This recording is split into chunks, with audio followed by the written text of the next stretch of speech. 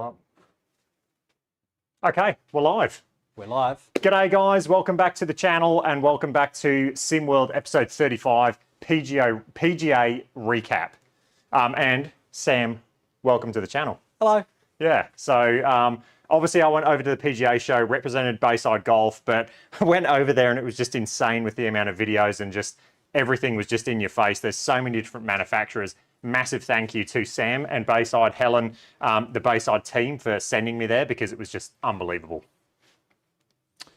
Okay, today we are recapping the PGA show. We've got a list and we're essentially just going to talk through all of the different manufacturers. We're going to talk through like what we think is like, you know, killing it in terms of the golf or sim world in 2026, or what we think is going to be really pertinent. And we're going to talk about some of the companies that were like, oh, maybe they could have brought something extra to the table. But we'll wait till we get people filter in because I know as soon as we start this, it's going to be, it's going to grow steadily. And then when we're halfway through, someone's going to ask a question about something at the very start of the stream. So Phil, good to see you. We've got all the usual guys coming in now. Hey, Phil. We've got Matt Pearson Golf, Tom Att, he's a regular, and we got Greg McDonald. Bring your boss to work day. Yep, absolutely. That's exactly what's happening. It's supposed to be the day of rest. Yeah, exactly. Yeah. You're not being paid for this, by the way. No. Well, technically, I think if you're here, then. But yeah, we'll wait for the stream to kind of build. If you guys have any questions, just throw them in the chat. We're going to kind of do this, I guess. It's probably going to be more like podcast style, but if you've got questions, throw them in and then we'll answer them as they pop up. But yeah, we may as well get straight into it. So we've got a list. We've got a list of all the manufacturers, and what we might do is we're probably going to order these a bit random because I'll probably save, or we'll probably save the like, you know, squares, etc. ProT, V-Track, we'll probably save all those until near the middle to the end of the stream, because if we start talking about those now, I know within 20 minutes of this chat, someone's going to jump in and say, what about the square Omni? And then we're going to have to just say everything again. So we might just start with, let's go Rapsodo. Do you want to talk Rapsodo first? Yeah, let's do it. Cool. So I guess, yeah, for those of you who don't know, this is Sam. This is the Sam that I'm always talking about. The guy who started Bayside Golf. We've also got Birdie's, a facility like 2 minutes down the road that runs ProTs and GS Pro. Yeah. I'm definitely going to show that off on the channel because Birdie's is absolutely incredible. But yeah, this is Sam. Nice to meet you guys. He has been on the channel before. I have, yeah. I think we've also done did we do a live 9 holes? I think we did, yeah. And we just talked through, I can't remember what it was for, but we definitely talked through things. But good to be on here. Obviously, I watch all of these, and yeah, I think that the PGA show has been, for us, it's a bit different. I think a lot of obviously brands out there, and when I say brands, I mean resellers. A lot of them have a very kind of narrow portfolio, I guess, or they kind of push one particular brand or manufacturer. So for us, it's always a bit of a chaotic show because our priorities lie with our brands, of course, but we obviously have more than most. So for Joe there, it must have been a bit overwhelming to go, right, where do I go first? Who do I speak to? Am I missing out on something? And I guess obviously after the first day, you kind of go, okay, I'm going to have time to see everyone. I'm going to have a chat and we're going to see what they're doing in 2026. But for us, like I said, we try not to have favorites, but that at the end of the day is impossible. At the end of the day, we believe that certain launch monitors and certain tech is always going to be best for that particular budget, and obviously the requirements from the customer. So for us, it's all about figuring out where everything's going to land, what's the price point going to be, and hopefully we get early access to that. I know we've had a few things that we've taken back from the PGA show that we'll be testing, and obviously the new products we'll talk about that we go through the classic Joe Lagowski full test. So hopefully this year we're going to have a really clear idea of what we believe is going to be the best bang for buck in every single category. And I think we've already got a clear idea of where everything's going to land, so that'd be cool. Yeah, absolutely. Cool. Let's talk. So in terms of Spectrum Element, Brett is actually in the chat. So Brett can answer any questions about the Spectrum just in the chat. Let's talk Rapsodo. So like Sam said, I went to the PGA show. Day one, I was like pinging off everything. It was wild. I went in there, and I've got a vlog coming out, by the way, so stay tuned. There'll be like a full vlog, and it's kind of a behind the scenes look at what I did on the PGA show, and like how everything from charging my cameras to, yeah, you'll see. Oh, thanks for that, Ben. Ben at Triple Bogey's at it again, doing the super thanks.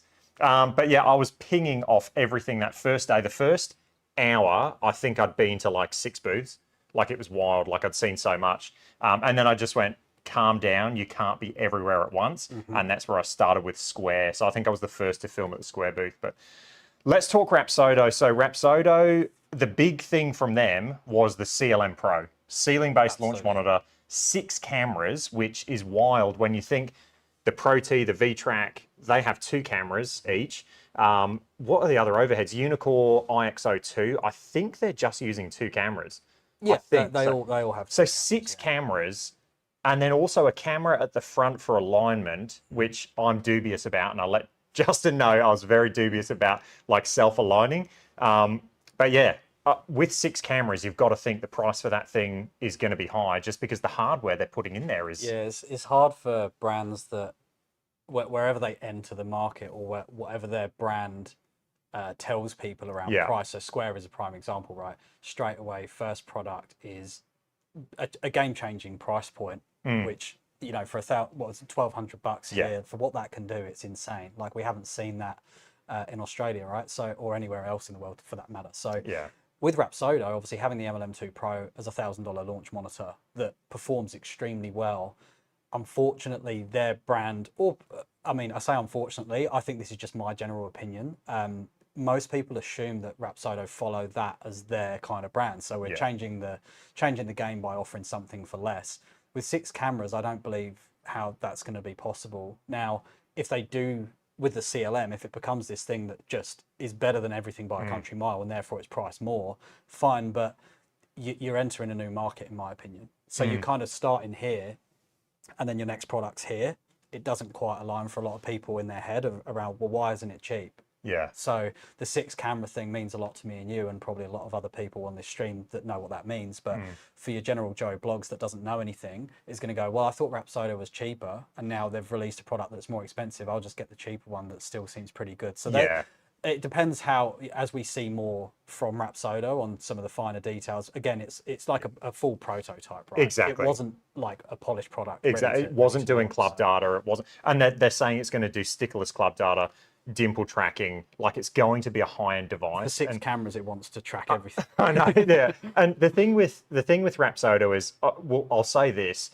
When they bring their products out, yes, with the MLM2 Pro, we had like issues with Bluetooth connection and things like that. It's designed to be like you're meant to put your phone in it. It's the Bluetooth receiver in that unit wasn't good, but in terms of metrics, that thing was seriously accurate.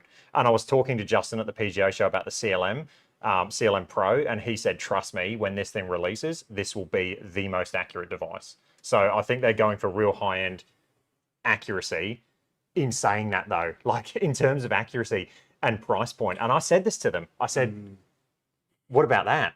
Like, and they asked. Look, I guess when you work for a brand, there's a certain point where you don't talk about the competition, or you do. It's up to you how you address it. But the reality is, and obviously from all your videos, when we're talking about most accurate, when everything's within 1%, there's no if it's within 1%, you can't charge much more for that. Yeah. Because really, like, only a tour professional may notice something over time, you know? Yeah. If it's within these tolerances, the accuracy thing, and I say this to a lot of customers, and you will as well, right? When people say, I'm scared of buying something now because next year is something more accurate going to come out. That's something where I'm like, well, no, because if you're going to hit 100 shots for me, and they all vary within 5%, and you're a very good golfer, if it's all measuring within 1%, we don't know which one is correct. There's no definitive answer to which one is absolutely correct. So the accuracy thing, great, fine. It's more accurate, but you've got to prove it. Yeah. And that's impossible when you're within those tolerances, I think. And I was literally talking to someone the other day, and they said,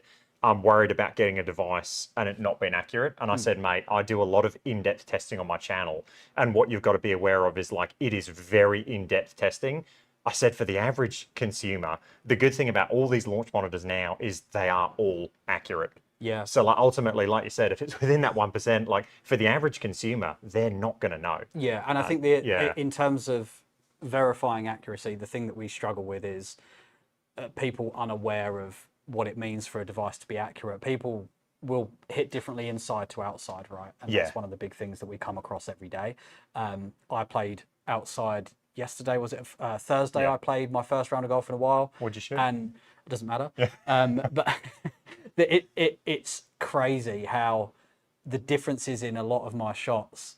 I've got nothing to blame, right? When you're outside, you don't blame a misread. You just don't do that. Yet when people hit a shot that feels like it was out the middle, inside, they blame the launch. They go, that was a bit weird, that was wrong. It's like, no, you can still hit it flush and it doesn't go as far as you think. So outside is different to inside in a lot of ways. And I think people need to realize that. And I think you only really get to see the consistency of these launch monitors when your consistency matches that. That's why you do the testing, not me. Yeah, that's true. Massive super chat from Spectrum Golf Tech there, 100 Canadian dollars. That's wild. Thanks, Brett. You don't have to do that, mate. No. You absolutely don't have to do that. And Chris Golf there as well. Does that mean we have to sell a few Spectrums? And Tomat as well. Yeah, I think that means we're going to have to stock Spectrums when they come out. Guys, thanks for the super chats. We really appreciate that. So Lefty's saying, is it safe to say Rapsodo CLM needs 6 cameras because it's cheaper hardware? We don't know. No one knows like what cameras these companies are putting in these devices, and like Brett might know, but for the rest of us, who knows? So they asked me about price, and I just said, I guess if you want to compete in the market, like you've got other launch monitors like the V-Track and ProT that are offering such a good package deal that are accurate.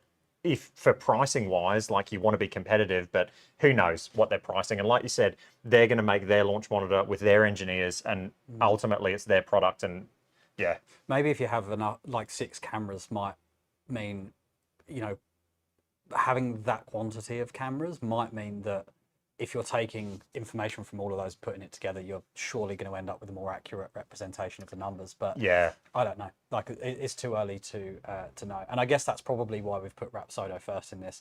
They've announced it. We knew about this a while ago, so they have been working on it for a while. But when they first release it, you know, it's got to be one of those things where if you're paying top dollar, it should have gone through all the testing first. And out the box, we don't want to see the classic kind of, you've got to wait, they're improving it.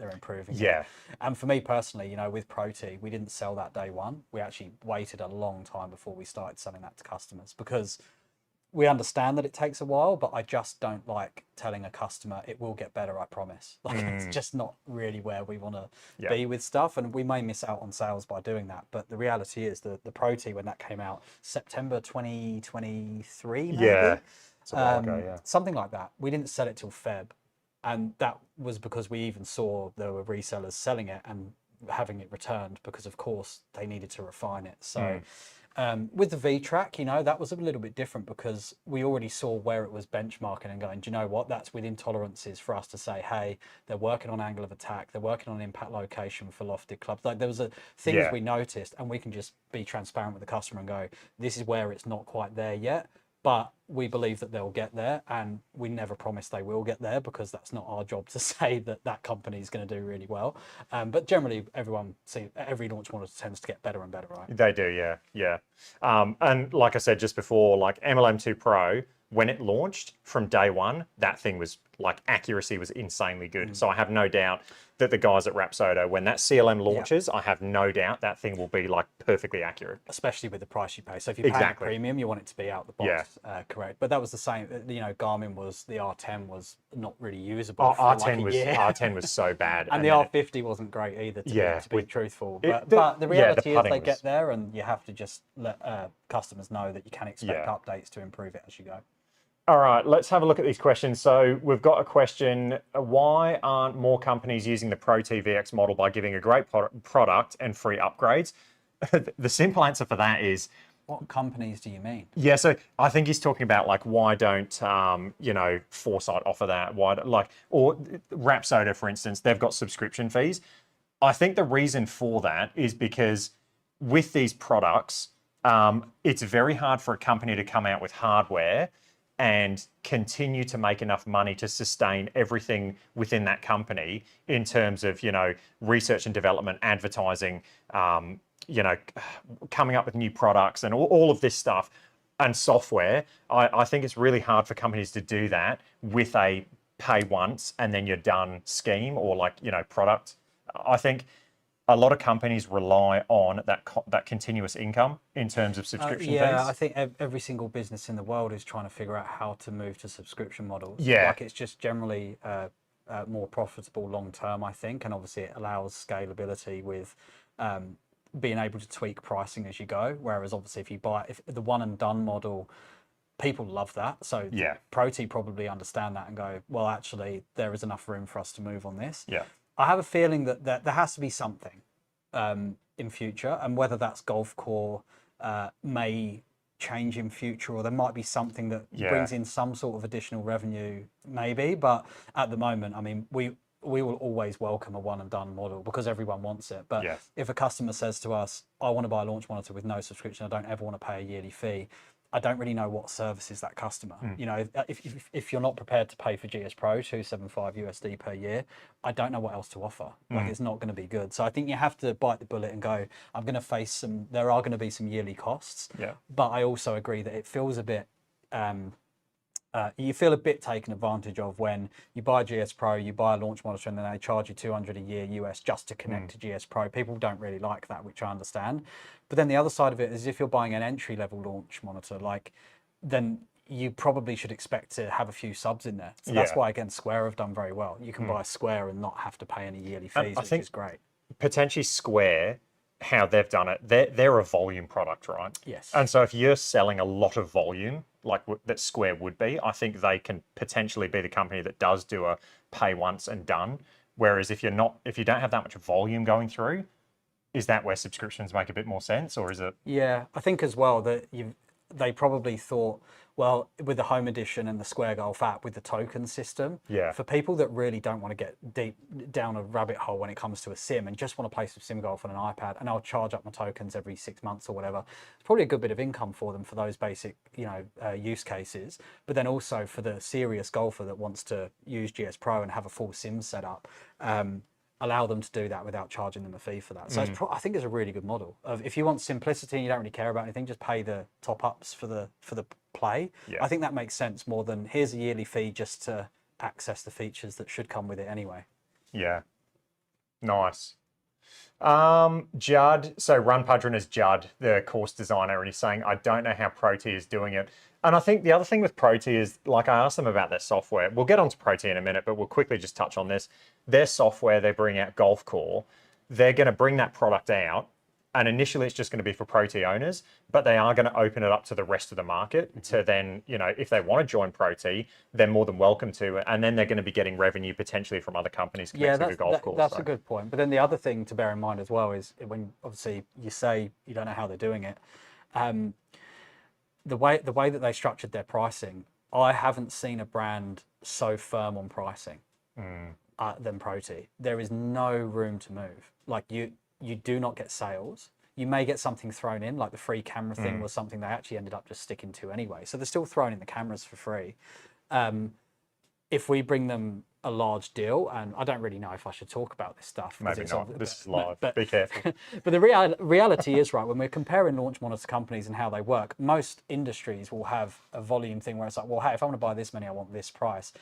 I don't really see that with ProT. They're kind of like, the price is the price, and maybe that's why they're able to go, there's no additional costs here because our price is the price and it's profitable enough for us to grow and expand and provide extra things. To be honest, if you're just going to take over the market in the overhead space, maybe you don't need subscriptions because you're selling so many units. They can't keep up with production at the moment. They're very strict on margin. It's a good model. But obviously the product has to be good enough for that model to work, right? And you know, like I said, I don't think there's a better launch monitor than that on the market, to be honest. Well, especially like in terms of the metrics now, and like ProT was one of the companies that, like, yes, like you said, it started off and it got better and better and better. Now they've refined it to a point where all of the metrics on there are solid. Like they are seriously good, consistent, reliable, like repeatable. And now they're not only got an amazing product that I can 100% put hand on heart and say, I trust that thing 100% of the time. they're going dimple tracking. Yeah. Now they're also throwing in free software and AI coaching. And you just go, it was already an amazing value unit. And now you're getting free software and everything added as well. And you just go like, it's insane. Well, you would imagine that, again, following that kind of rule around, you have tiered subscriptions and stuff. I don't know how they haven't ended up being like bronze, silver, gold, and like with gold you get AI swing cam, you get golf core access. So I think you'd that expect could, that, but again, maybe they go, no, add it for free because everyone's gonna. And you know, not to again talk about brand competitiveness and stuff. I don't like to talk about too much of that, but we see a lot of people that go, I'm moving to ProT from a different brand because I'm just getting so much more value out of this. So they bite the bullet and go, well, I can get rid of that and the subscriptions, change to this, and I'm done. And I'm going to continue to get benefits from it in future as well. So that ended up just being a ProT talk. Didn't it? Shall we just go to ProT now then? Let's do ProT, so we've done Rapsodo. If you've got any questions for Rapsodo, chuck them in the chat. I know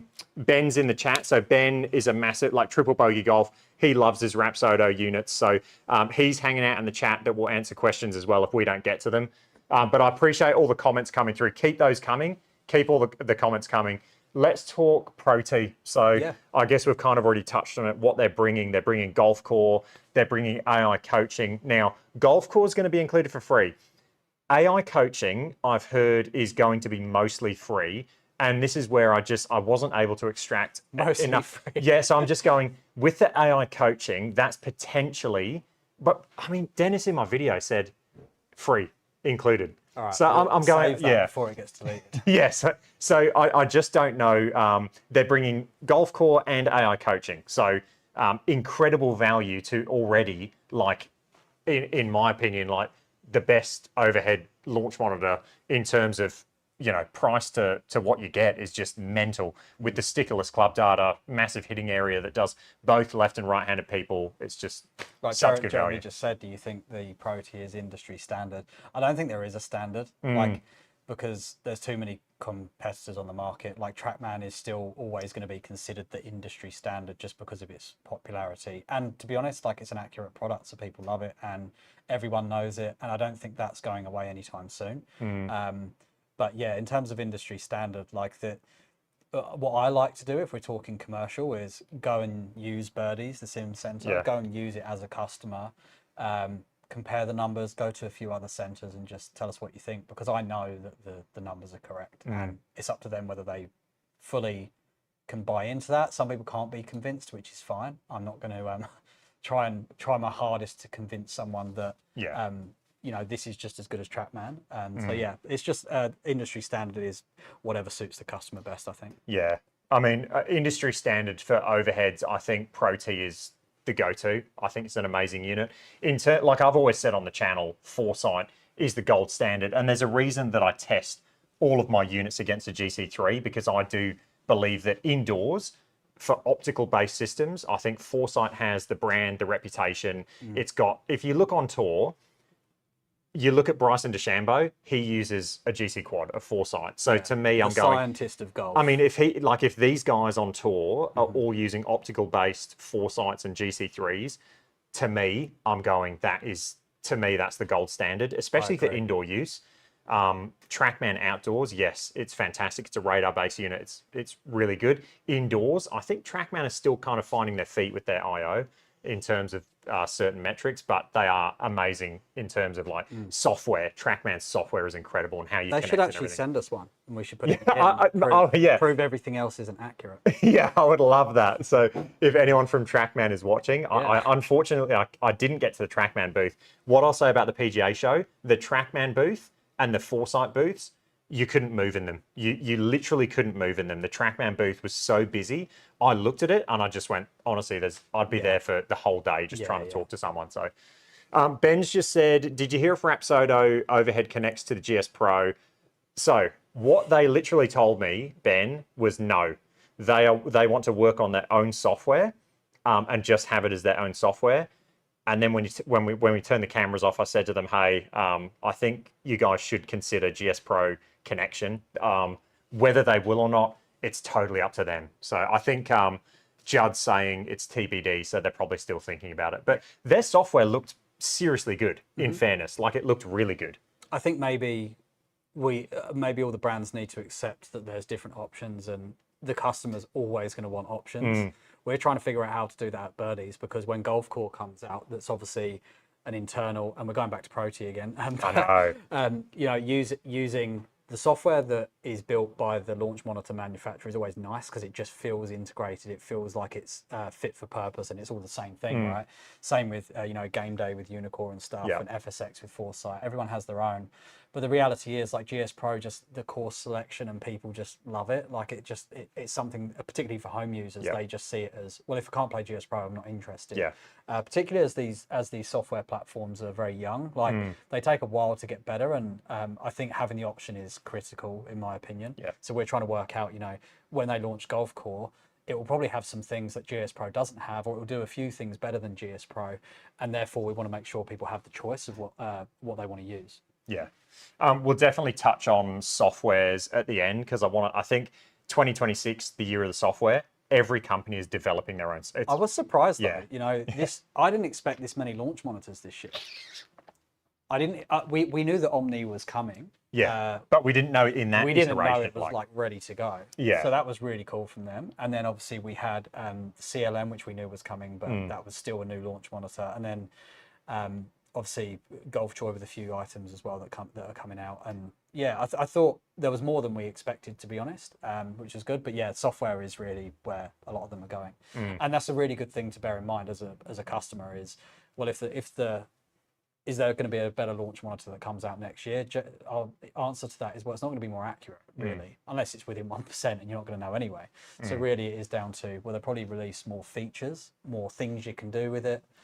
So yeah, all software based pretty much. So to kind of wrap off ProT, new software, they're adding value to the unit.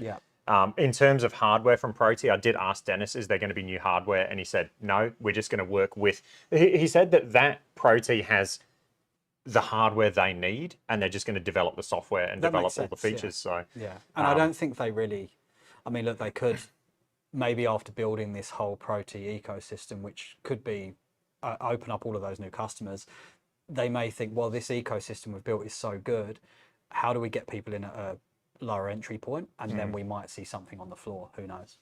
Yeah, for sure.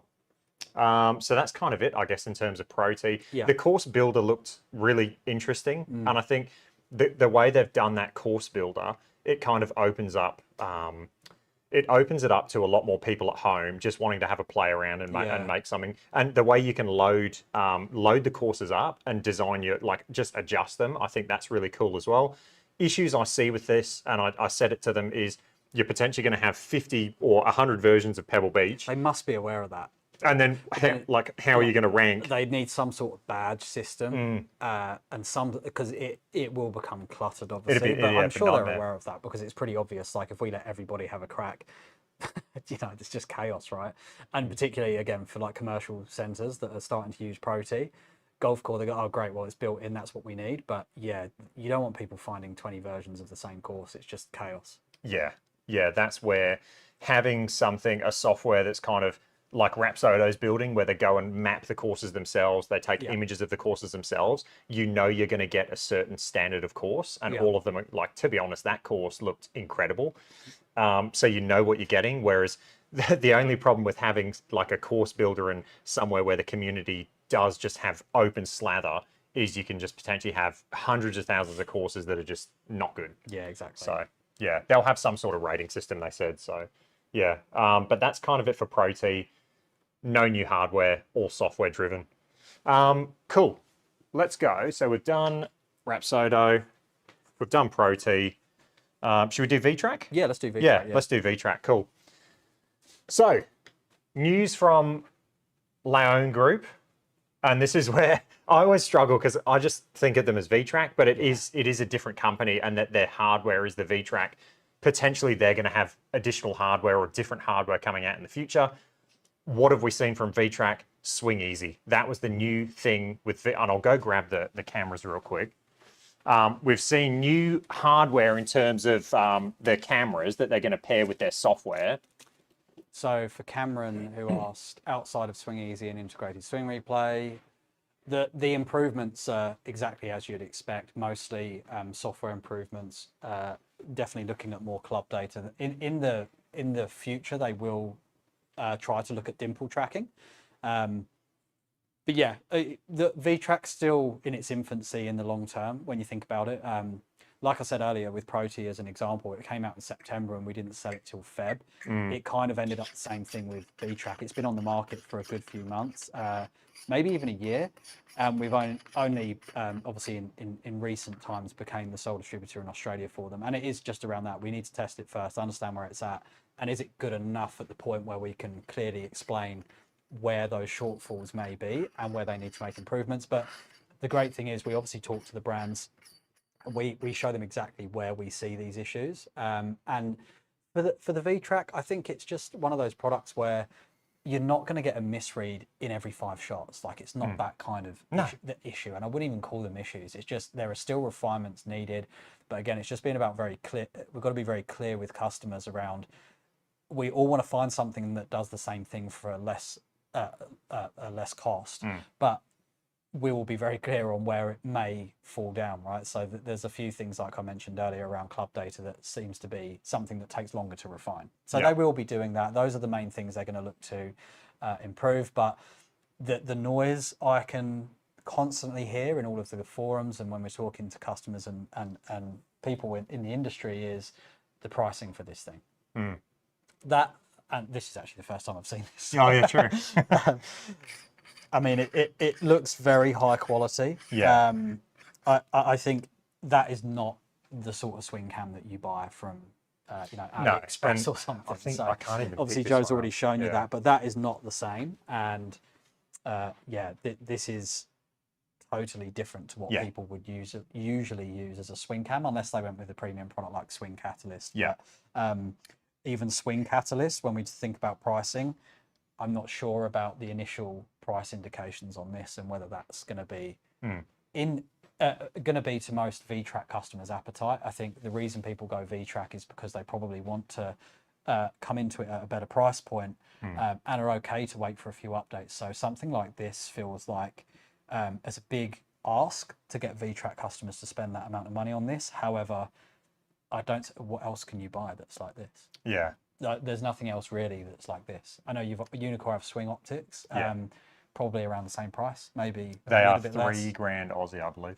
Aussie? Okay. But I don't know if they're the same, but it's much of a muchness because at the same time, you're still going to have to pay a Unicore subscription. So when you add it all up, I guarantee there's probably, you sit in the same bracket. And this is the one-off payment. One-off payment, no subscriptions. But I think they're still keen to talk to all of the brands, resellers, talk to customers and figure out the correct price point. Maybe it will stay the same. We don't know that yet, but I can't wait to get the VTrack up in here and start really using this and hopefully improve my golf anyway. Yeah, I'm keen to get that up, and actually we're both just going to use it and we're just going to see, hey, does it actually help us? Does it improve our swings?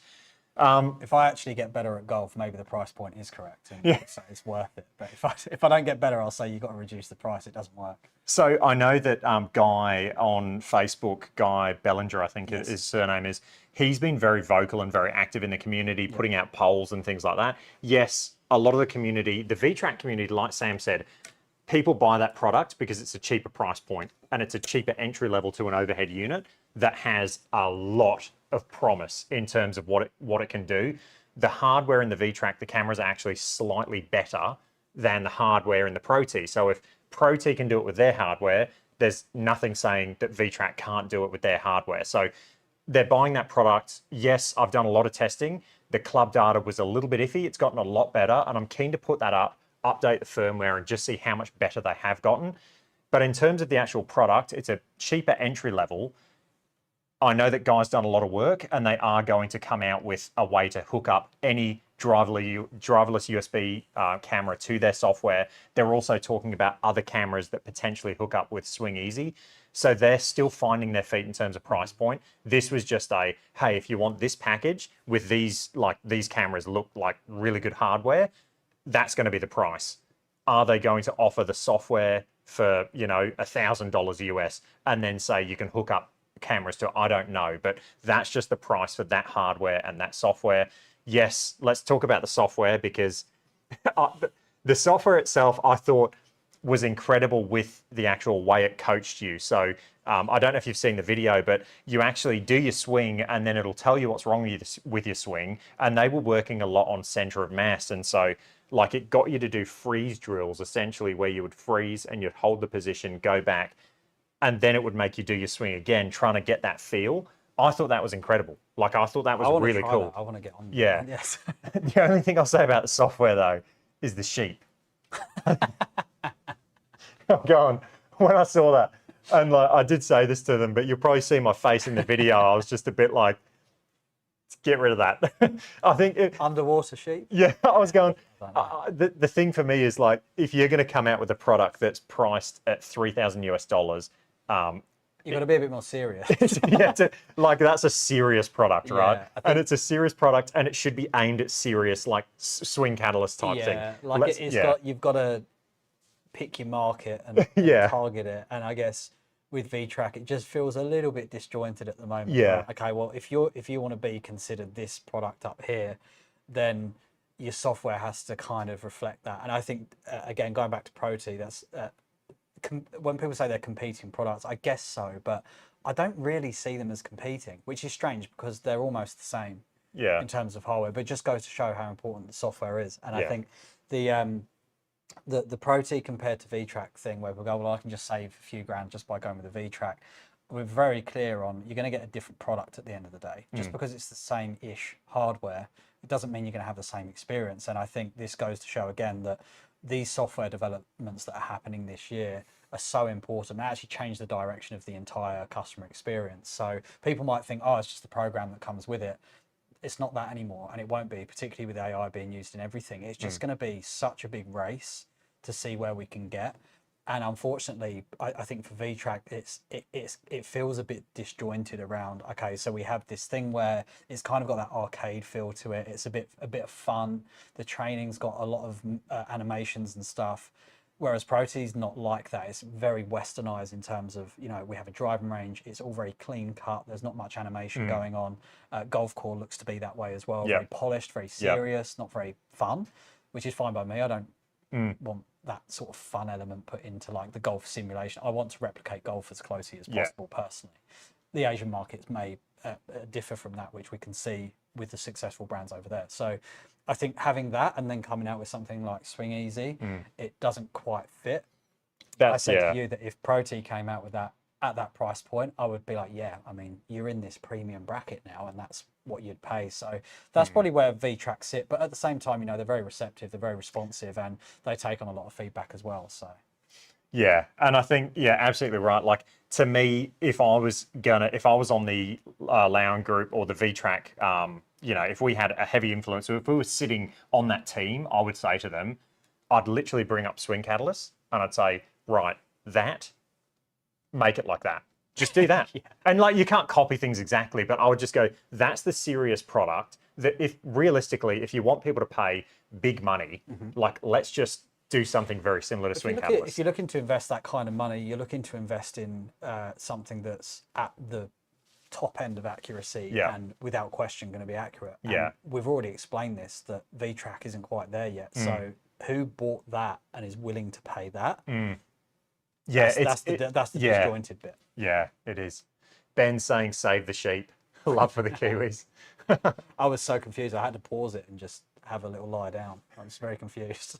Yeah, I think my face, maybe said it all in the video. And I tried to, I'm pretty good at keeping like a straight face, but that was one point I think I kind of cracked. And I said, what's the go with the sheep? Why the sheep? Yeah. Okay. Let's move on. Cool. That is VTrack. I guess that's kind of all they've brought with this PGA show. It was Swing Easy, which is a completely separate software of their own toolkit that you get with the VTrack. Like I said, they've said with that toolkit, they're going to start adding more things like, you know, potentially driverless USB cameras and stuff like that will be put into the toolkit. Yeah. Swing Easy is completely separate, and I'll have plenty of videos because I think it has a lot of promise. Yeah. In terms of the actual drills, the freezer drills, absolutely love that. I think, do you think maybe just the quality of the cameras is quite essential to be able to go to that next level of identifying that? But do you think there is a middle ground somewhere? Because it feels like they've gone to this huge, and there's a bit of chat there about the camera technology. I'm not across all of the in-depth swing cam stuff, but when I've done research in the past to try and find something that's not a standard, you know, USB camera that we all ask about all the time, and they're all pretty much of a muchness, aren't they?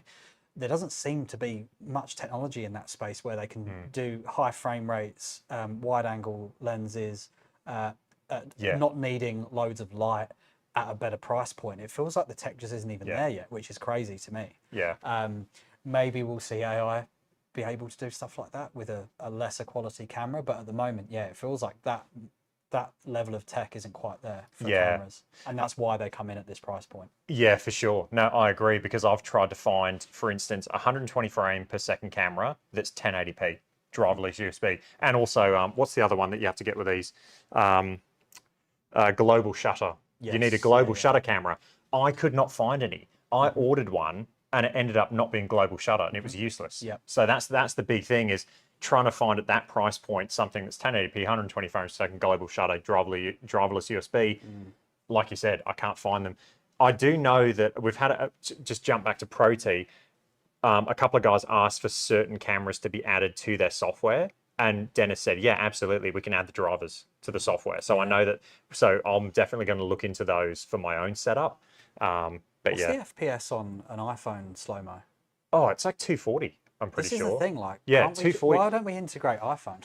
Yeah, exactly. And that's what TrackMan did, didn't they? TrackMan literally integrated the iPhone. Like, it's good enough, but then I suppose you'd need two iPhones if you were doing down the line. Yeah. But And the thing is, I always, like, people go, oh, use your phone and set up a mount behind you.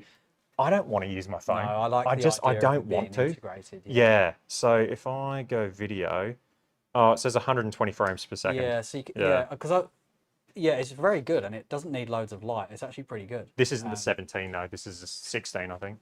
Yeah, iPhones are 1,500 Yeah, this bucks. is the thing, but everyone's got one. You just got to get your mate round to do down the line, and you can do face on, and then happy days. Yeah, that's a really good point. Yeah, so I guess that's kind of V-Track. Yep. Nothing else to say. If anyone's got, yes, and look, me and Sam agree. Price point, yeah, we agree. We talked about that. Do you want to do Golf Joy? Yeah. That Golf Joy is a big one because, man, they are wild. Like, they're bringing out new hardware like it's going out of fashion. It's crazy. Like, the amount of hardware we've seen just at the PGA show that I didn't know about. Did you know about some of the stuff there? No. The Spiker 3 Lite was massive. I think that's huge. We've got the balance mat, the motion mat. Those two products themselves, I think, are crazy. The other thing with, we talk about camera tech, Golf Joy, I didn't know this until I saw them at the PGA show. They actually make all of the cameras that go in their hardware. Yeah. And then they also make the cameras that go in those stands. Have you seen the stands? Yes. Yeah, so those stands, I don't know if they're driverless, because if they are, they've got a 1080 frame per second, 1080p, 200 frame per second camera they're coming out with. That if they're driverless and we can plug them in, they already have, like, they come in a stand. Like, they'd be perfect for a lot of people. My response from Golf Joy was, I'd use the word disjointed again, because I don't quite understand like what's going on. Like, we're improving the Spiker with changes, that's the big but then thing. we're bringing a light out, but we're not sure about that. I just don't know yet, and there isn't really, to be honest with the brands, we don't actually get like official documentation from them going, hey, here's what's coming out, here's how we talk about it. They don't really do that. They just kind of, you just go to the show and go, I don't really know.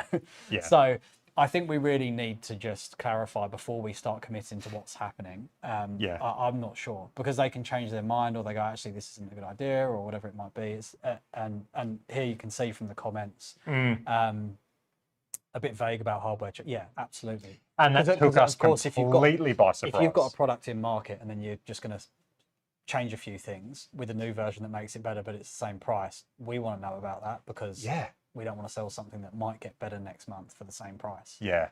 But that's all about timing. Like, if you're going to do that, you should have had that ready for the PGA show, to just go and make sure that your resellers know, and distributors, and going, you either put this on a sale so that other people can access it and we release the new one.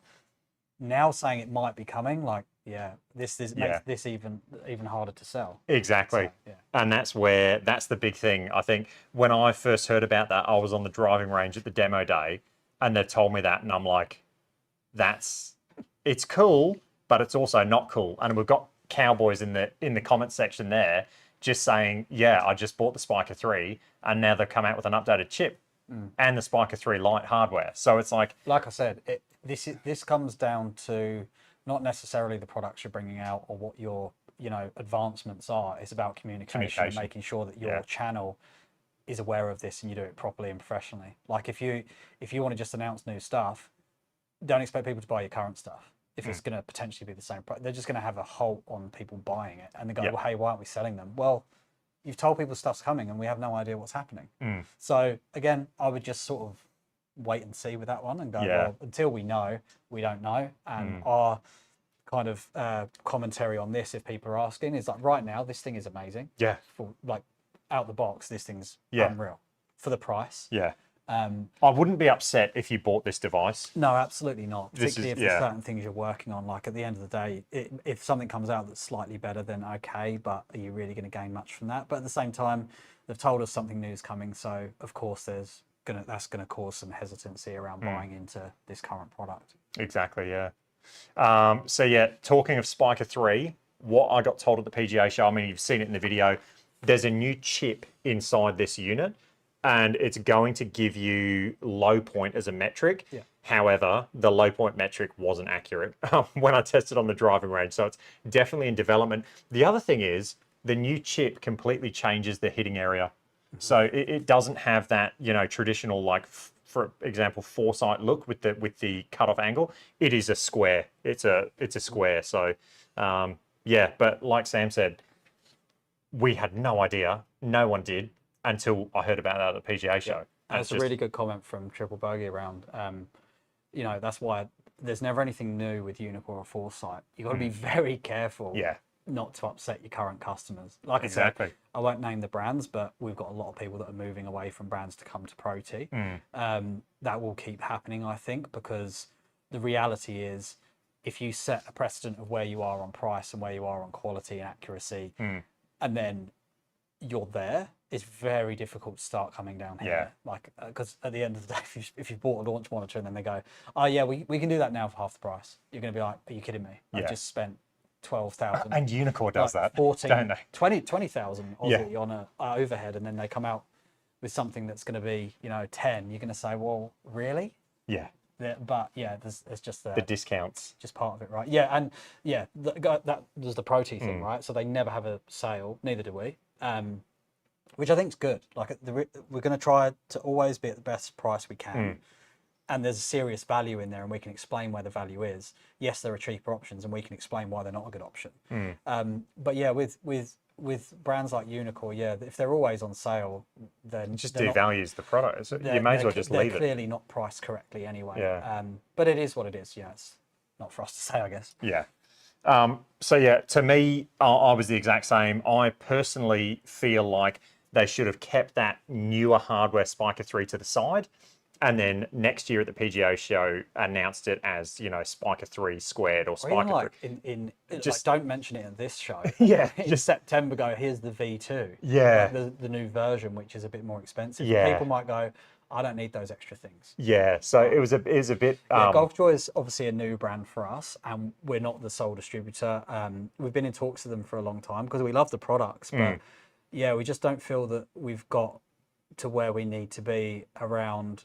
Okay, well, how is this going to work? And now with the products feeling a little bit all over the place, it's not really making us want to push hard to go, right, let's bring these products in because we don't know what's happening, right? But yeah, I think by 6 months to a year, I think it will bed down a bit, and we'll know the products, we'll know the pricing, and we'll see what happens with the Australian reseller stuff for Golfjoy. Things that I absolutely loved from Golfjoy though is innovation. So like in terms of stickerless data for the Spiker 3 unit, and that stickerless data they said is coming to this current version as well.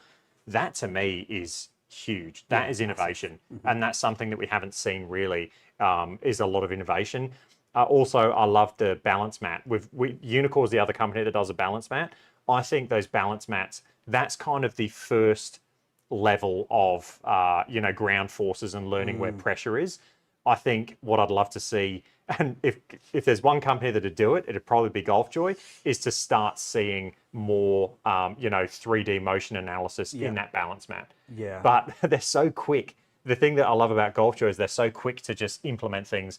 It's also a con, like we've talked about. If they're that quick to implement things and come out with new things, then the people who have bought the product, they're going, hang on a minute, I bought this 10 minutes ago and now we've got a new version of the same product. Yeah, it all moves really quickly, and I think as well with the speed in which you release products is fine, but sometimes it's a little bit alarming because you go, well, how refined is this?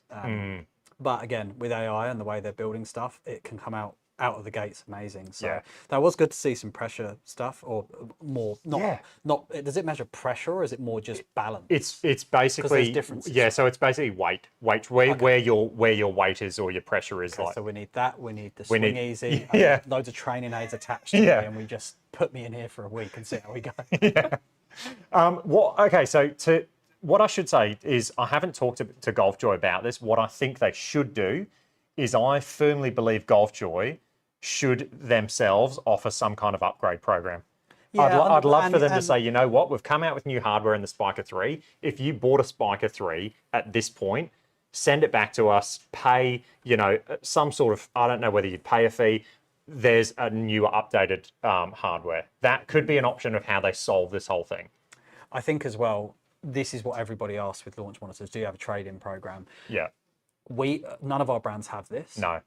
In Australia, it may be a little bit different. Like most things, we get stung a lot. Like it just is the way it is. People always complain when they go, "Oh, look at the conversion rate." It's like we don't just convert it. We don't buy at the same price. We don't have the same import costs. We don't have the same overheads costs. Like there's so many variables in this. So when people go, "Oh, there's a 3,000 USD product. Why is it 6K AUD?" It's not us just inflating the price. Like it really is, like it ends up being that price, and you'll see this across all the brands. The way that Australian pricing ends up is a little bit different, and we have to pay this little bit of a premium just because of where we are and some other factors. So there is a bit of that, but I think for us it's about knowing, are we going to have any of these trade-in programs? The thing with trade-in programs for me is if you have subscriptions and ongoing buy-in and keeping them within your ecosystem and continually harvesting a bit of money from them, I understand. But if you have an outright product, what's the benefit to trying to get you in the new one unless there's the margin to, you know what I mean? And what do you do with the returns? Like, are you reselling them? Or? Yeah, unless they can take that and retrofit the chip. I don't know. Like they can use those cameras or hardware. I don't know. And with the Square is a big one, which we'll talk about soon. But people are going to want to send that to contribute, but then what do we do with the second-hand Square at that price point? There's not a lot you can do with it. I know in the IT industry it's huge because let's say you have huge infrastructure and it's so aggressive, the competition between the brands, they sometimes will go, well, we'll buy it off you and we'll do a trade-in because we know that there's so much long-term commitment that we will continue to make money from you. Whereas if we've got some launch monitors that are just a price, and once you've bought it, the trade-in to me, I don't see where anyone gains from that apart from the customer, unfortunately. Yeah, true. Yeah. So I guess that was Golfjoy. One really cool thing about Golfjoy as well is all of their products. So they have, Golfjoy literally have their Pro application you can play it on a phone, which is pretty cool. Like, GS Pro has to be run on a PC. We all know that. And for years we've talked about like, hey, I wish GS Pro could come out with GS Pro Lite and put it on a phone. Yeah. Golfjoy, their software as it stands right now, it's like the exact same experience on a phone, an iPad, or PC, which I think is pretty cool. Yeah. Like to be able to have that, like get the Spiker 3 Lite, get an iPad, and you're playing their software. Yeah, look, the software itself, the experience, we're all going to gravitate towards GS Pro, but it's pretty cool that you can do that. Yeah. So yeah, I think good products just need to know where they're all going to sit. Yeah, price, absolutely. Yeah. Ben with another super chat. I really appreciate. Ben goes crazy when he jumps on the stream. He just. What's the time out there? Is he? He goes crazy. He does. He has some whiskies. It is the Arvo, so he has some whiskies. And this is probably just before his live, so he's probably having a few. And thoughts on chipped or the golf balls with chips in them? I thought that was amazing, Ben. I didn't get to actually physically try it, but I saw a bunch of videos on them after the fact. I think that's so cool, and that's something that I would get for putting practice. What is it? So they're literally just a golf ball, and they put a chip in it, and it will tell you like, how much carry or like skid and roll. What's the skid and roll time of the golf ball? It'll tell you like spin rates, like how much spin axis of the golf ball. It'll tell you how far they've gone and stuff like that. So I think it's pretty cool. Yeah. I think for putting, I'm a bit of a purist around like, just leave me alone. Get out my head when it comes to putting. Sam got a lab putter. I convinced him to get a lab early on, and that was the worst you've ever putted. It was terrible. It was like 8 months of hell. Yeah. But it goes to show that, to be fair, I could see why. I could see with the ProT, I was like, this doesn't suit my path because I have an into-out putting stroke, and it just didn't suit the lab. Yeah. And then when I moved to something that was like a toe hang, it was just much straighter. So again, if you got the tech, it's you cannot fight the I don't like to go too deep into putting. When I'm playing outside, I'm like, I just want to try and put the ball in the hole. I'm not trying to think about skid. Ida's saying one last thought on Golf Joy. Golf Joy, as it is worth the cost. Even though it sucks they're bringing out more capable units, the value is incredible. Software is very polished. I agree. I think the value with the Spiker 3, and I saw a comment about a Spiker 4 someone put in. I cannot confirm there's a Spiker 4 coming, but if there was, that'd be really cool. I'm surprised they didn't just tell us about that as well. But yeah, in terms of like Spiker 3 as it stands right now for value, incredible value when you compare it to like a GC3. You're getting the hardware itself, the feel of it is just, it's a really nice, well-built unit. Jazz asked, what's it like to bring in the caliber of Joe? Caliber of Joe. Are you still number one? No, I'm not. I haven't been able to play my rounds. That's the only reason I got him in was because he was number one.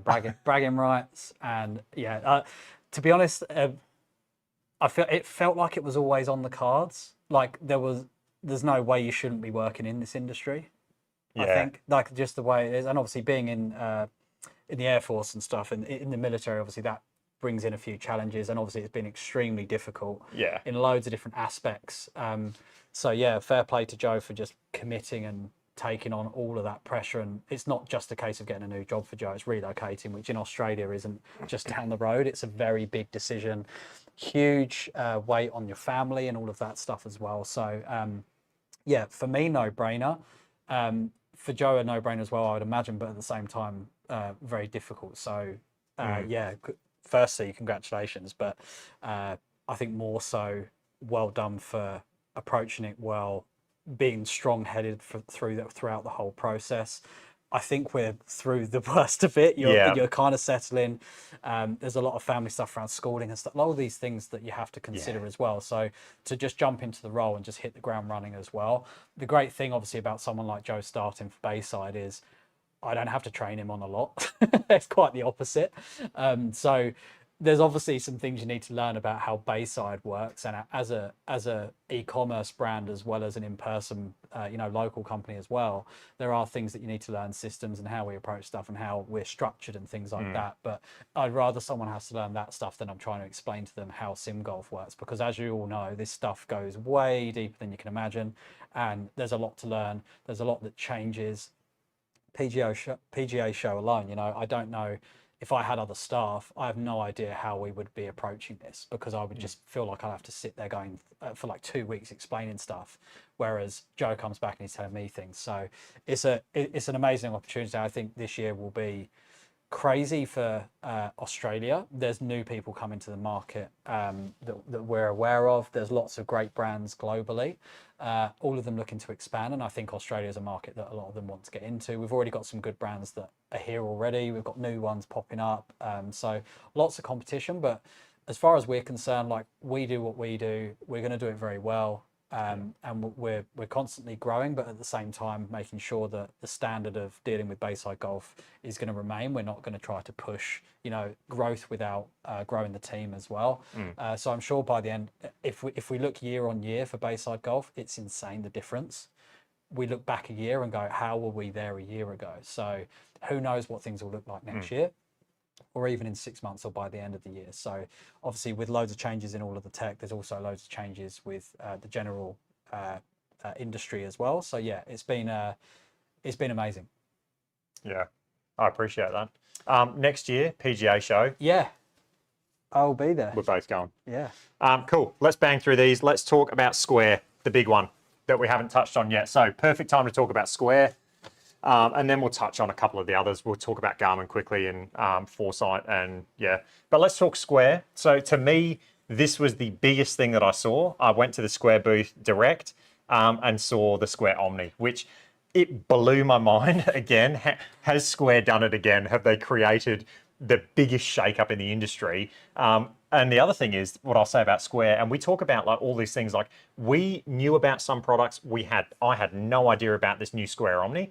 I thought we would see a Square look the exact same with a different filter that could work outside. We didn't know about it. And the UK mob that actually, like, I guess Square's kind of like, they're almost like a partner, or yeah, like they're almost Square themselves. So they handle a lot of the customer service there, which we'll get onto. Yeah.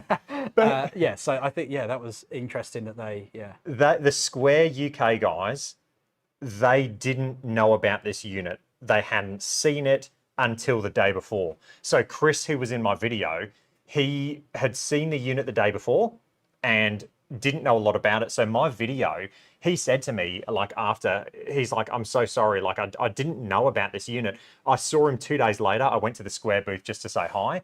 And he said, I wish you came and did your video now because I could actually give you all the information you're asking in the video. Right. So like they didn't know about the unit. So it's just insane that Square has a small team. They keep everything in-house in Korea. They make these units that are just insanely good.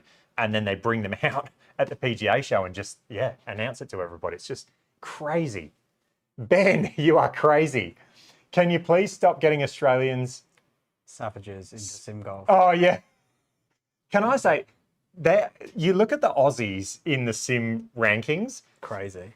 like, I'm going to say Australia dominates. Well, it's interesting as well because you would, and I've thought of a few comments I've seen on Facebook here, which is quite funny as well. Yeah. But people don't put Australia in that bracket because hang on, it's sunny all the time. Why are you playing indoor golf? Yeah. It's hugely popular here. It is, and, yeah. you know, with opening birdies and stuff, like we have days where, like today, perfect golf weather. It's perfect golf weather pretty much every day. Summer can be wet, but outside of that, but we're still super busy and people are like, oh, I can't get on the course. So maybe because it's always nice weather, it's so busy that there aren't enough courses. There's obviously some variables to that, but it's interesting how Australia seems to do very well in the sim world. Hey, Yeah, for such a small population in terms of size of country, we're a sporting nation and we are super competitive, as you can see in the rankings. So what are we talking about? Omni, Square Omni. So yeah, huge device. The only thing I saw with the Omni, and I did question them on this, the only little thing that I thought, why have they done that, was the barrel jack connector. So the charge port is a barrel jack, not USB-C. Yeah. To me, it makes sense to do USB-C because then you can just use a battery pack. You can actually use that device while charging. So to me, why not have USB-C? I asked the guys, there was a bit of a lost in translation moment, but they said that it needs the barrel jack because it needs more power. So I think, which makes sense for me. I think mean, that can provide more power than USB-C. Well, none of these are USB-C. Yeah. Like anything premium needs a different power source, which I totally understand. And for me, I'm like, in a way, that's good because it has to. It's powering 4 cameras, infrared, and it has the screen as well. The other thing as well, I'm a little bit I wish we unsure had if one. this is related. Yeah, I know. Hopefully next week. Skytrack Plus, right? So they released the Max. Don't laugh. I know what this is going to turn into. And we'll have to turn the this cameras Skytrack off. Plus has a USB-C port on it, but it hasn't got the capability to charge and be used at the same time. So it's a one or the other USB-C jack. So the Skytrack Plus Max has another one. So it's not an improvement, it's fixing a problem it had, right? So there's 2 USBs. So then you need a splitter and one charges, one is for data transfer. So maybe that's an indicator if you can't do both with the USB-C. Yeah. So look, it is in what terms it of is. hardware as well, Skytrack. It doesn't charge, obviously. Yeah. So that's the thing is, you know, if it's an outdoor unit, what do you do with it? Or does it charge? I think it must charge. The SkyTrack. No, the Omni. Omni, Because how would you use it outside, right? Yeah, so it has a okay. battery. It has 6 hours battery life. I think that's Oh, well, there you go. Well, Yeah. probably because you can charge it quicker as well, having a barrel jack. So yeah, I think I'm not too fussed about that. I think that's fine. And if you get 6 hours out of it, that's great. Yeah. But yeah, the Omni was a bit of a surprise, not in general, but just okay. Well, they've already finished it. That was crazy because they told us a long time ago they were working on an indoor-outdoor unit. Yeah. And to your point, I thought they would just make it an outdoor unit, but I think they've probably thought, we really know what we're doing here. Why aren't we challenging ourselves to build something that's going to be a next step up as well? For everything that it does and that it says it's going to do, I'm very, very intrigued to get this in your hands and start putting it through its paces, because Crazy. The Square changed the game. We always use that term, right? And we put it on our website, which is a bit cheesy, but it really did when you think about it. Like, find me another launch monitor that does that for the price that's, available around the world and does chipping and putting and it's accurate. The misread thing, look, it'll be environment or something, like it has to be. We sell probably 1,000 of these maybe. We don't get many troubleshooting things that are related to problems with the product. It really is usage. And I think it's very hard to tell a customer, look, this is going to potentially have a few issues if you have this. The SkyTrack Plus is even worse. Like the amount of issues you have with like alignment and trying to get it aligned correctly by eye or by doing chip shots and stuff, disconnections, misreads, like loads of things that can go wrong with it. But yeah, it's quite difficult to tell a customer, look, because of the price point, you may have to fiddle around with it a little bit, which isn't ideal. But now they've gone into that bracket where they've got a bit more money to spend. Hopefully it's something that out the box, it's just going to blow us away, which I think it can do. Yeah, I think the thing with the Square as well is, yes, the OG Square, the home edition, you do get misreads. Like I probably get them once or twice around, but it's to kind of be expected at that price point. You're going to have to take a mulligan.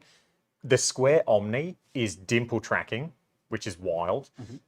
You're getting face impact location. You're getting face angle. So therefore, you're going to be able to get face to path. The impact location as well, you can have it displayed in millimeters. So you can see exactly where the stuff that unit can do is just mind-blowing. So it's just on impressive. that as well, Bryce, misreads. I was talking about no reads, so absolutely, misreads, there's going to be some misreads. Bryce has, he does have, like, and I saw the same thing. I'd hit a driver and you'd just get a wild left hook and you're just like, no, that's not See, right. I don't notice those because that's my shot shape. Whereas I think now that it's going to be dimple tracking, I believe, Bryce, and obviously we're going to have to put it through all its paces. I will be doing a very in-depth testing with that unit. We'll put it through all its paces and fingers crossed, because it's dimple tracking, we won't see those.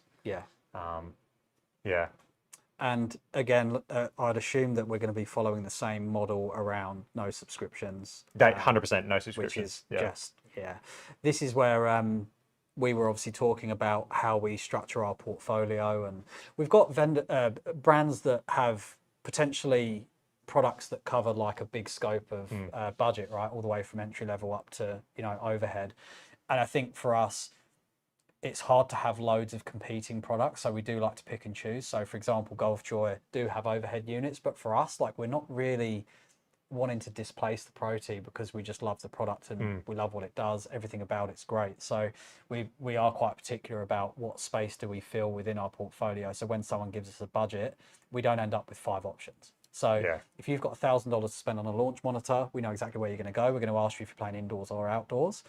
If you've got $3,000 Australian, we're then in the Omni bracket, and we're starting to look at, okay, well, what can this do in comparison to something like a Spiker? Because if this is $5,000 or $6,000, and this is 3,200, and it's giving more metrics, we need to have these side by side, obviously different shots, but we need to really put that through its paces, because I think the brand that you have in mind with Square is that it's a cheaper product and therefore might not be as good as the premium stuff, but I don't know. I have a feeling it might just blow us away and go, we're doing things at this price point that we thought were unattainable, right? Who knows? I think for me as well, like the Square Omni, I think including myself, everyone is going to be just expecting this thing to come out of the gate swinging and just be perfect straight off the bat. And we have that expectation because that's what the Square did.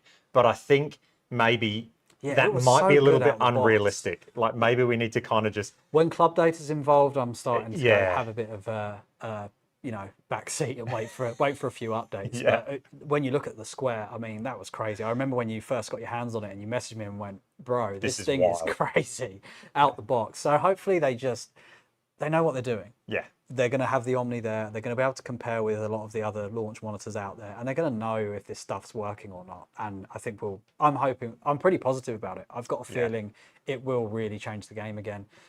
In terms of when we will have them, next week we'll probably have the information and we can start to work on our pricing and give some indication around what that's going to be. And then in terms of availability, we're hoping April. We air freight everything, so there's not much delay in terms of shipments. So yeah, hopefully we have something by the end of next week to actually launch, and we will just do a full pre-sale. So annoyingly, we will do a full price pre-sale. So if you want to buy the unit, you buy the unit, you pay full price, and it's yours. We don't do deposits because a lot of people back out at the end, and we want to make sure that if you're going to go in on this, I want to make sure that you actually want to commit to that. And when we bring in a limited amount, we make sure that we're giving it to customers that are fully committed.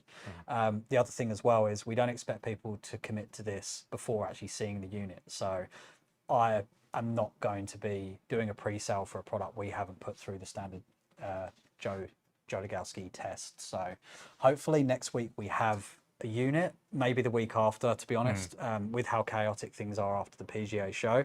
And then we can hopefully just jump into those videos, which hopefully gives everyone confidence in the numbers before they commit. Yeah.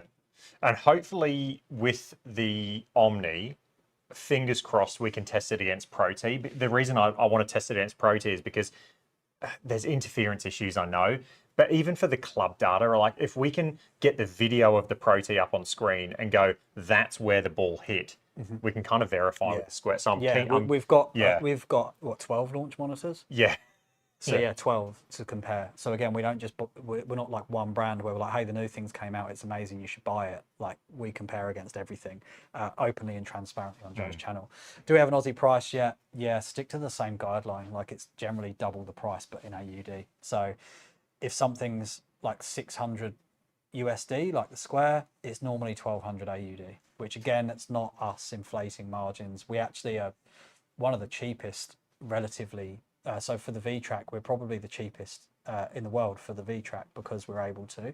So I'm saying this again transparently, my job is I'm never trying to make as much margin as possible. I'm trying to stick to our baseline margins that we can to make it as affordable as profitable as possible, but also be profitable enough that we can keep Joe and his family fed.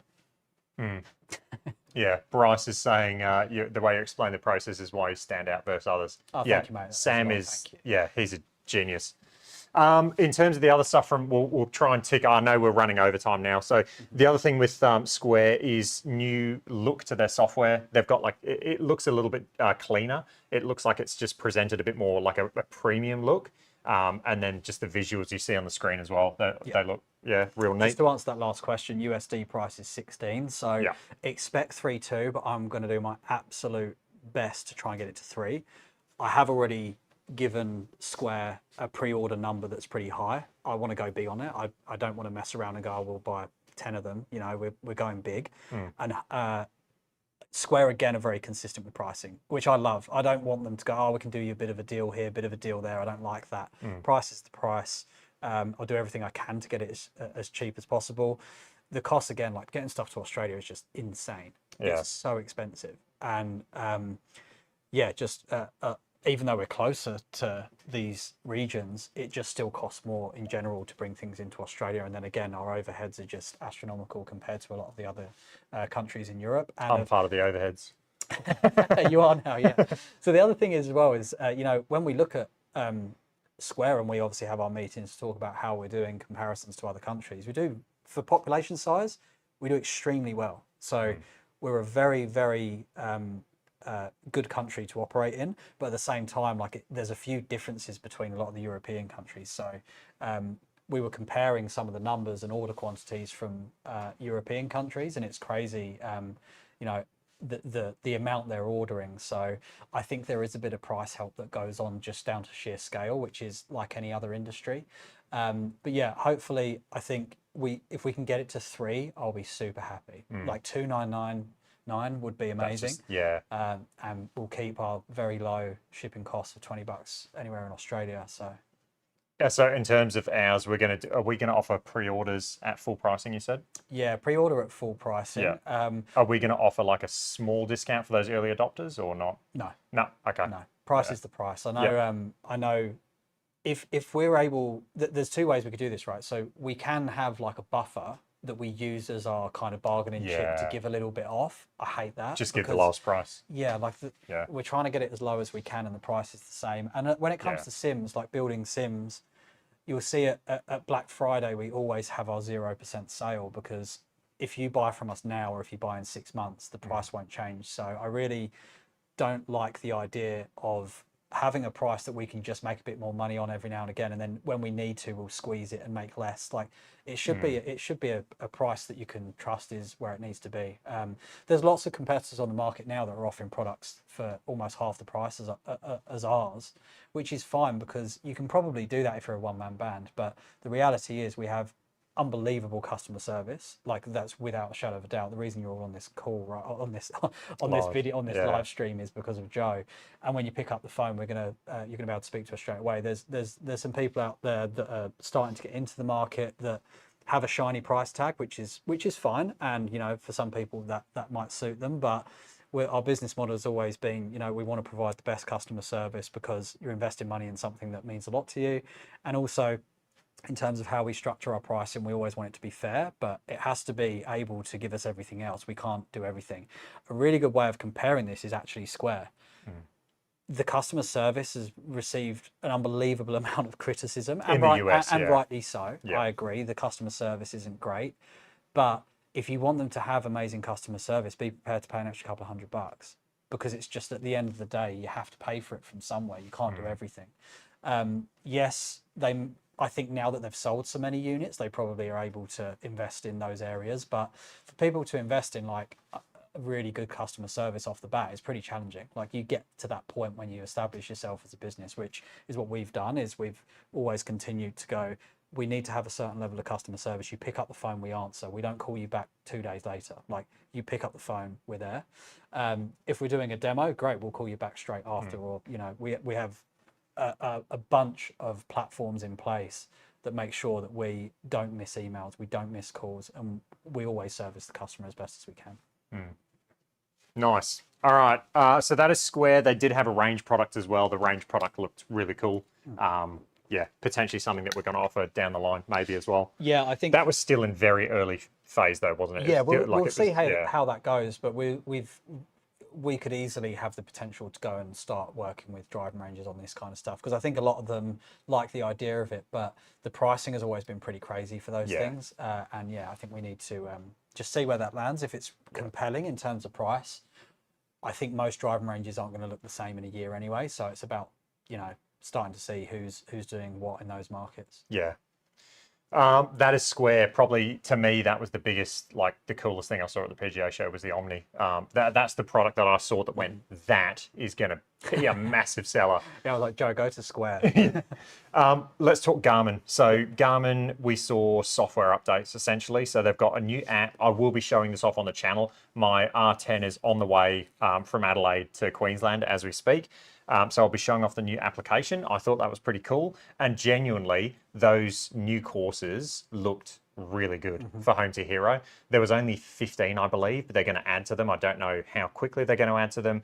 But in terms of that new software, I thought that was actually really cool to see from Garmin. Yeah, that was really good. I think for the R50, had a good kind of launch, did quite well. Tailed off a bit, to be honest. It kind of was settled a bit. Yeah. Probably, again, a pricing thing. I mean, every brand has a different strategy when it comes to pricing and models. My experience has always been in distribution. So channel models, so manufacturer, brand, distributor, reseller, customer. And I think the way brands approach this can make a big difference to the end price. And when we look at the way Garmin are doing it, they are doing like a blanket approach, same as Skytrack. Let's get as many people to sell this thing as possible. That doesn't really suit our business. I prefer relationships, keeping it more of a tighter community in terms of who sells what brands.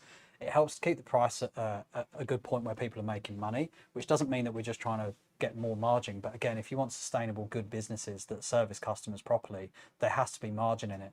When you have this blanket approach where any person that has an ABN can sell the brand, watch the price. So Garmin, just the price just drops through the floor, which is fine for the customer, but the way they priced it was too high. I'm happy to say that to Garmin as well, right? You priced it up here because you knew that was just going to plummet to where it actually should be. The customer and the way you structure this flow of the product will bring the price to where it needs to be. The ProT hasn't changed price. It's because they've got good resellers with good ethics and a good price point that doesn't change. And that ultimately ends up with better customer service and people that actually enjoy their sim and know that they're looked after. So yeah, that's a bit about Garmin and the way they've been working in Australia. The R50 is pretty good. I think it's a really good option for those kind of minimal sim things. But with the new stuff that's coming on the market, I think, you know, just because it has a screen on it, you know, use an iPad that's actually within closer reach. That's going to be a big contender, I think. Yeah. But yeah, Home T Hero looked good. The update looked pretty cool as well. Yeah, R50. I'd love to test it again because I haven't tested it since like it dropped. And obviously, like with all these products, we generally see like they get better with time. I'd love to test it with putting again just to see like if it's really improved. Yeah, we'll have to get hold of a unit again and see how it's tracking. We probably need to, I guarantee if you go on our price on our website now, I guarantee our price is too high because with that brand, we have to constantly bring it down to match where everyone wants to start selling it. And you know, Golf Box, Drummond, House of Golf, like the list goes on. Everyone sells it, and that will just slowly go like this. Because they're volume businesses, and that's how they operate. They shift a box. So if you're going to shift a box, you don't need as much margin. If you're going to support a customer and offer that end-to-end support, yeah, the price needs to be a little bit higher. But trust me, you're not going to be pulling your hair out, going, "What's happening with this?" And they don't know the product, right? Yeah, for sure. That's kind of it. I think we'll quickly touch on Foresight and like TrackMan, and I guess those two. We didn't see any new hardware from Foresight. New software. Software was a massive thing with Foresight. So, and let's just talk about software as a whole now, because that kind of with Foresight, that's what we saw is the new software. And I want to touch on softwares because I think this year every single company at the PGA show had, or they were seriously developing their own software using either Unity 6 or using Unreal Engine. And so what we see is all of these brands, I believe, you've got Rapsodo saying, no, we want to use our software and lock it down because TrackMan have theirs locked down. Foresight, I think they're potentially going to do the same thing. They're developing their software, which looks amazing. They want to lock it down.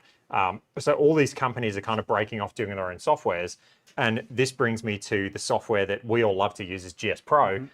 I think it's going to be a really interesting year with softwares because there's going to be new softwares coming out. We know Greg's in the chat. He's working on a software. We've got Infinite T's. They're working on a software. We've got GS Pro. And these are all community-based softwares that multiple launch monitors can connect to, and they're priced. Well, we don't know the pricing of Greg's or Infinite T's, but GS Pro is priced at a point where it's a no-brainer for anybody with a launch monitor. And so it's going to be a really interesting year with all of these companies like Unicorn with Game Day. All of them are trying to develop their own softwares and kind of lock you down to that, or they haven't announced it, but that's what it feels like. And then you've got GS Pro, which is anyone can connect to it. Yeah, so I think I guess it's where the money is, really. You know, the production of hardware, maybe ongoing costs, especially around with AI and how much hardware we're producing. Look at the RAM shortage at the moment. That's insane. RAM costs as much as graphics cards today in Australia. So it's just wild how these things can blow out of proportion, where with AI is just booming and we've got no hardware to put it on, or it's just continuously growing, right? So with that, I think the hardware costs aren't great for the brands to stomach. Whereas if you can build a bit of software and charge ongoing fees, the margin in that's higher, which is pretty obvious stuff, right? But at the same time, yeah, it for a customer, it's pretty weird, I guess. When you're looking for a launch monitor, the question used to be, and still is kind of, okay, well, what courses do I get when I buy this launch monitor? It's actually assumed that you're buying a golf simulator and that's it. We always have the conversation, oh, you buy this launch monitor, but it just feeds data into GS Pro, which is the best software to use. So that's always been the conversation. I think that might change a little bit. But again, it's very difficult for the brands, I think, to... Courses is the hardest thing, I think. The courses is just...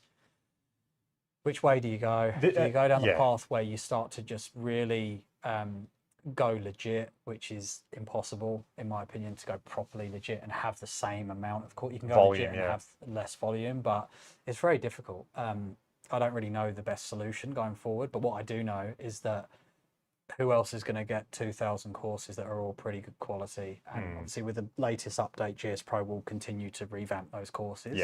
But again, Greg's software, when you look at how it looks, mind-blowing. In the teasers, and this is what, like, for softwares, I always say, like, visuals, it needs to look amazing. The physics need to be good. And then it's obviously the price and connectivity. So those are kind of the three things. And when you look at GS Pro, it kind of goes tick, tick, tick. Yes, you can make the graphics look better. The community is the big thing. So what launch monitors can connect to it. The community aspect is massive. And I think for a lot of people, including myself, the reason we all gravitate to GS Pro is because pretty much every launch monitor can connect to it. And so you've got this massive community where you've got like-minded people. You can be playing in Australia with a ProT and someone can be using a Square or a Garmin R10 in America or Iceland or wherever they are.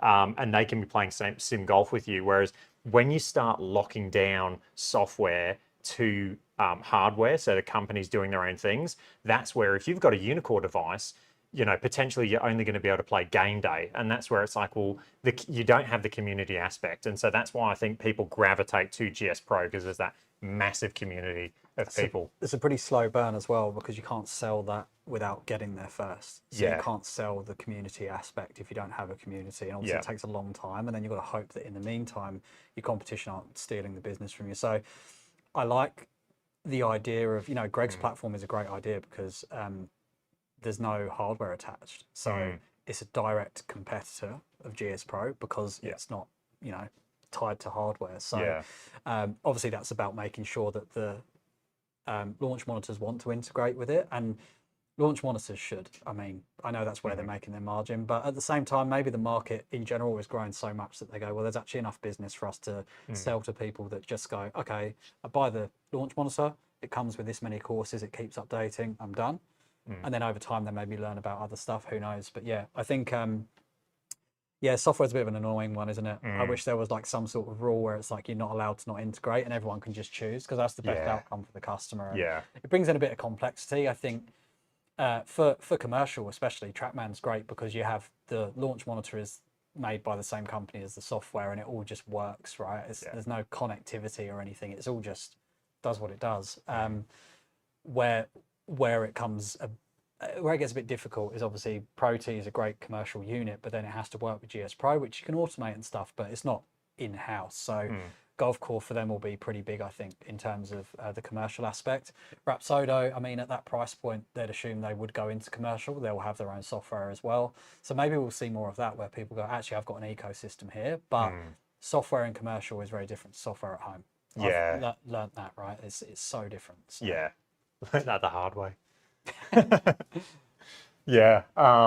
But no, I guess, software, it's going to be an interesting year. Like I said, I always say you've got to have the three key pillars is the graphics. They've got to look really good. You've got to have good physics, and then you've got to have a community. You've got to have more launch monitors able to connect. So it's going to be interesting how everything pans out. Please question question, please answer iMini Lite or ProT. They're not even in the same category. Yeah, they're not the ProT. same category. If you can afford a ProT, yeah. Yeah, if you can afford a ProT, I'd go ProT. I did visit the Unicorn booth. No new hardware. What I saw at the ProT booth though was the software. The AI coaching was actually pretty cool. Yeah, yeah. Like it was, to me, it was kind of like the next step of AI coaching because you had someone you could talk to. Yeah, if which you're was using ChatGPT like voice mode and Yeah. you're having a conversation and they don't speak, obviously if you ask ChatGPT something, it writes this much. When you're actually talking to it, it's more concise and more of a conversation. And I think that is something they should all be doing, particularly for people that aren't very technical. You can just talk to it and see where you're going. I mean, I already ask ChatGPT about my swing and try, just so I understand like what's going on, like because of this, this, and this. And it's great to do that, especially for those people that love tinkering with their swing, which a lot of people do. I think that's the way to go. But they're all doing it. They're all going to get there. Yeah. It's just I don't think. I'll be honest. I don't think there's going to be a huge difference between them. No.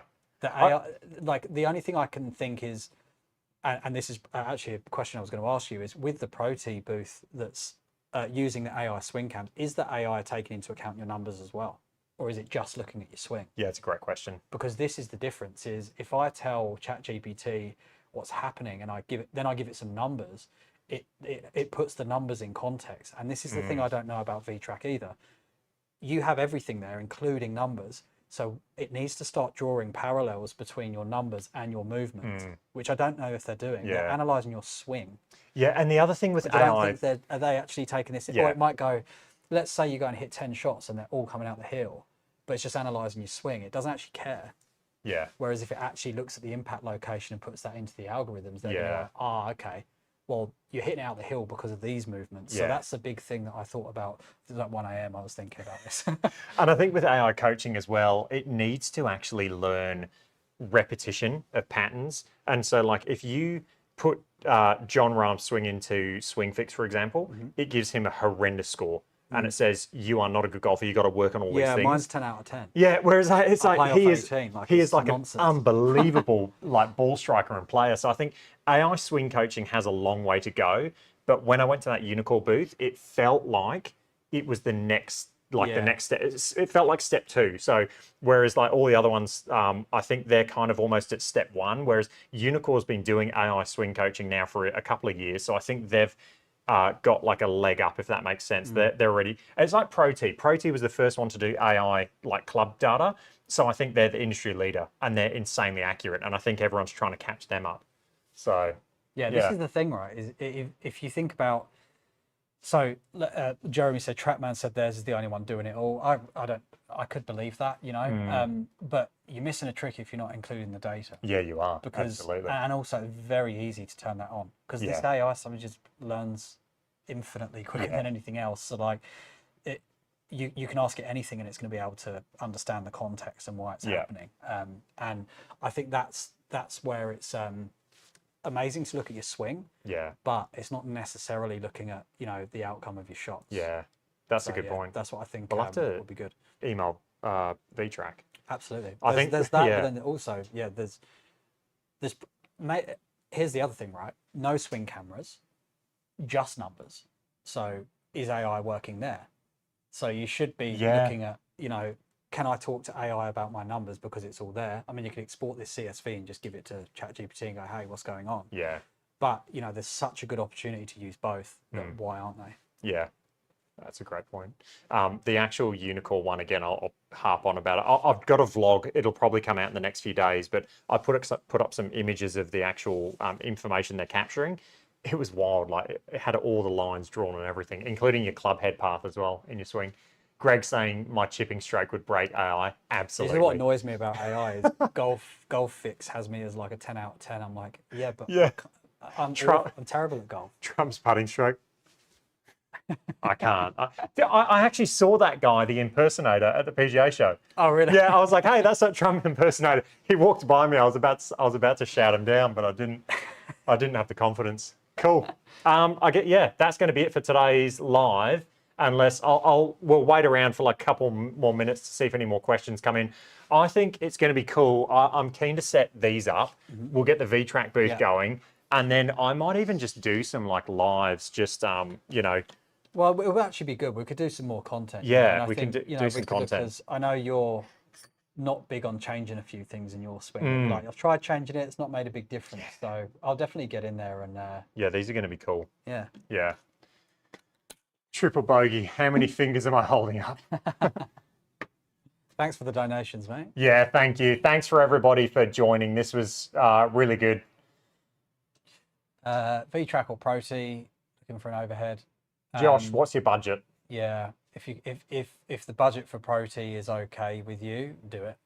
Yeah, you won't regret that purchase. Yeah. Like I said, I have 6 of them in my sim center, and yeah, the feedback from customers that haven't even played sim golf are just like, wow, this is just amazing.